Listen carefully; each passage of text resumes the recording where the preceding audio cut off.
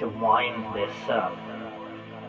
The metaphor that makes sense for what we're going through, because it gets the biology of it, it gets the drama of it, it gets the risk of it, it gets the fun and the joy of it, is the metaphor of birth. We are about to decamp from three-dimensional space and time. Yes, the earth is the cradle of mankind, but you can't live in the cradle forever.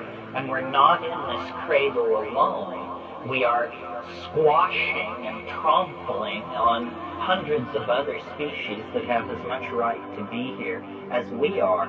So through technology, which means pharmacology, art, and the engineering sciences, we are trying to find a doorway into a new world for the spirit. And it is going to come out of human-machine interfacing, pharmacological redesign of the human brain-mind system, down possibly digitalizing and downloading into the microphysical realm. We don't know. I mean, it makes your hair stand on end to think of being downloaded into the digital realm.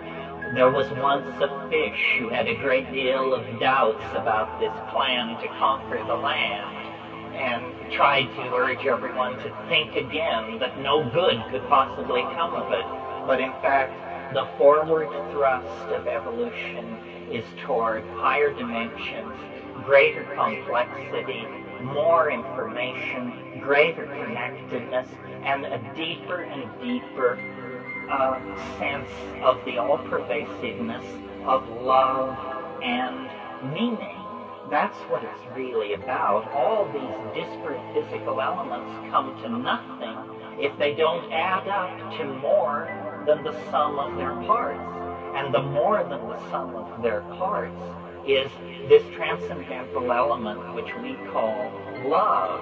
That is the part of the eschaton that has never left us, that accompanied us across the African grassland and into history. I mean, granted, bloodied and battered by the experiences of sexism and racism and so forth, but never lost as an ideal, never lost as a guiding light and an experience. And I really think that when we dissolve all the boundaries, this is what we will discover, is an unconditional caring, an unconditional affection that flows through all life and all matter and gives it meaning.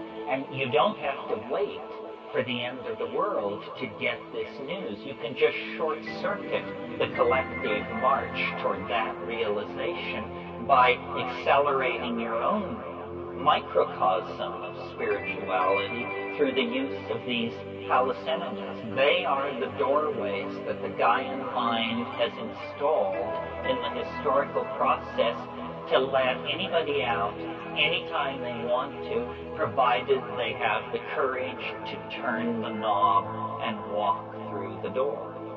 Thank you very, very much. Thanks.